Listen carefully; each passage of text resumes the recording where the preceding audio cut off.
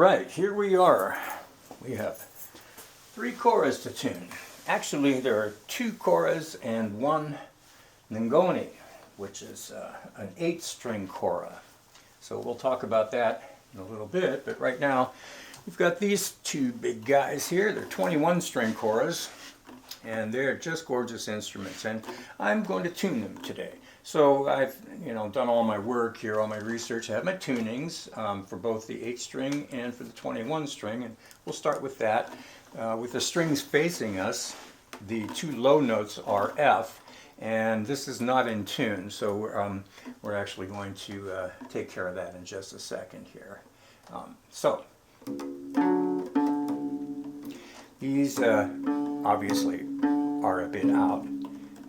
So the way that works here is these tuning gears correspond with the strings, and these are quite nice tuners here. These are kind of a Schaller / Grover knockoff, Schaller body with a Grover type head. And then the bass strings have bass tuners, which is very cool. So what basically happens is the tuners on this side will correspond to the strings on this side, and the tuners on this side, the strings on this side.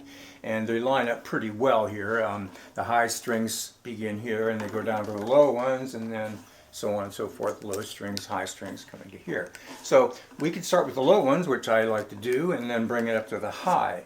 A couple of notes on these is that when we're tuning instruments like this, there's a balance issue. So basically when we tune a note here, it's going to affect the note up here, and basically the same thing happens on the other side. We tune a note here, and it's going to affect all the notes on this side. So as we tune this side will change, and as we tune this side will change. As I tune this note will change. And as I tune this note will change, and down the line they'll change. They'll drop in pitch as I raise this in pitch. So it's a big balance issue here. We have to find that center where everything is balanced with everything else, and it can take a little while. So I'll get started on it, then I'll probably pause the video, and then I'll pick back up again so you can see what it sounds like when it's all back in, correctly in tune. And I'll be doing the same thing with this guy here, and then when I do this one back here, it's going to be just a little bit of a different setup for notes. Okay, and also a different tuning method. Okay, so first things first, I've got my electronic tuner here. It's all set and ready to go to A440, and I'll play the first note, and it should be an F, but it's not going to be. It's a D. So let's bring this up to an F.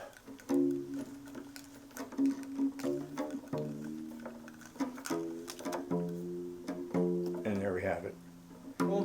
And here's the corresponding tuner on the other side. We're going to tune that to F as well, an octave higher. And here's our other F, and it's already gone out, see. So what I'm going to do is tune these all a half step high, knowing that they're going to drop anyway. And for simplicity's sake, because there's so many, I'm going to mark these. I'm going to put a little bit of tape on here and write the actual note on it, just to save myself all this trouble and time. So, be right back. Okay, so I've marked all my tuning gears and given each of them a note. And we'll start again with the low strings. Okay. So this would be the F, low F, which it is, okay. And let's just move on up the line here. Next we have a C.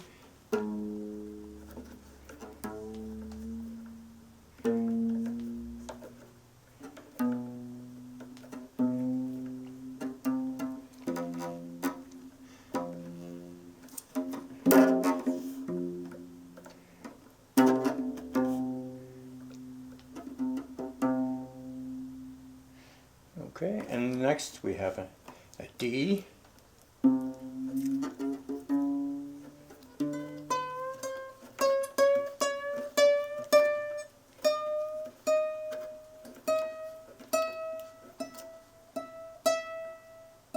Okay, that's rough, but it's there.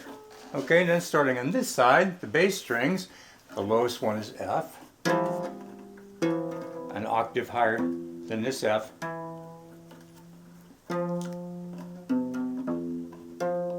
Okay, but this one is dropped in pitch, which we expect it to do. So we'll just hit these all and get them to pitch on the treble side, the right-hand side.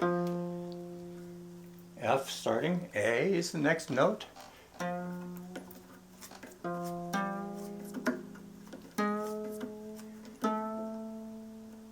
And then we have a C. A, C.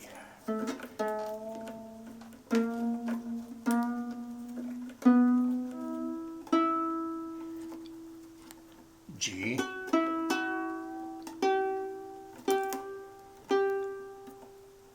B flat. D.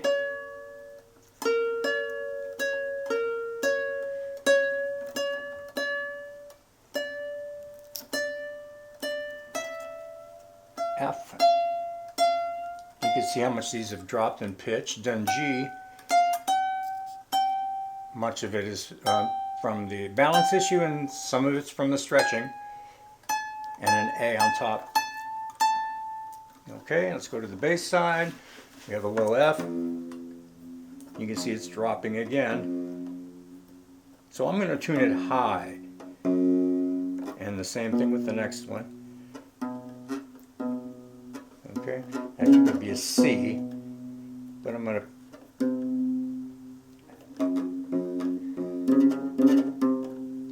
bring it up to a D flat, or thereabouts. And then we should have a D after that, which has dropped considerably. Bring that to an E flat. This E will go to an F, just because we know it's going to drop, so we'll bring them all up a little extra high. And then we have an A. We'll go to G flat, and this one will go the A, go to B flat, C, take the D flat, and the E, or reluctantly take it to F. Okay, so maybe this will stay a little better on the bottom. See, it's only dropped a bit. Okay, so we're getting somewhere. And let's do the same thing on this side. Low string is F. We'll go to A flat, E flat, go to B, D, go to E flat,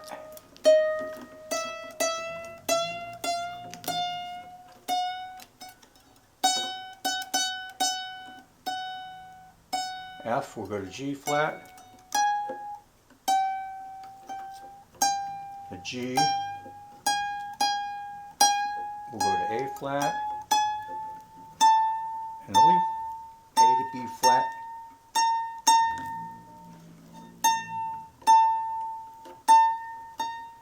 Okay, let's go back and check this side here, starting with the low F.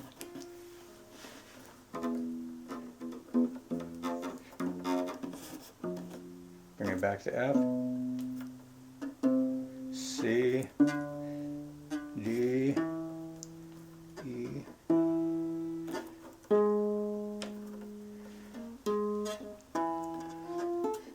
oops, nice, F, see it's staying put, now it's dropped down just about to where we want it to be, A, just dropping a little flat,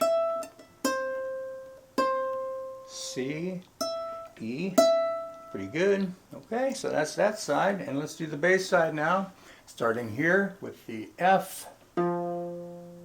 Okay, and then we have an A, ah, nice, a C, yeah, things are just kind of dropping into place, huh, G, E flat, D,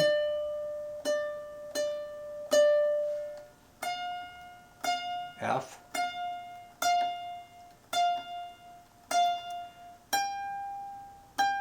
G, and A.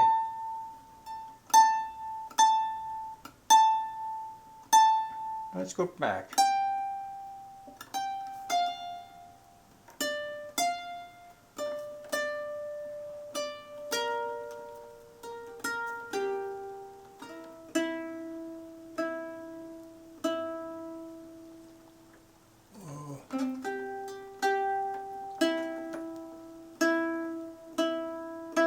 E, C, A, and F.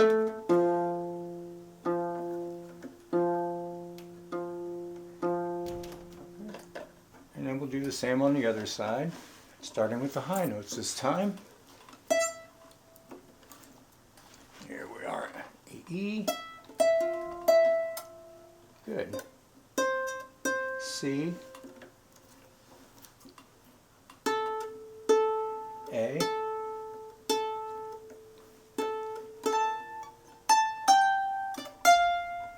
That's good. Okay. E. C. And F.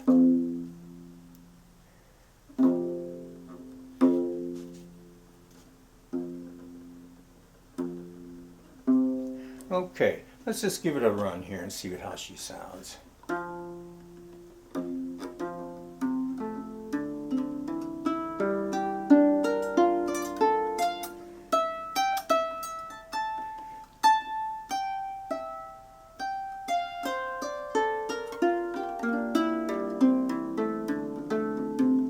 Obviously, I'm not a KORA player, but I can tune one.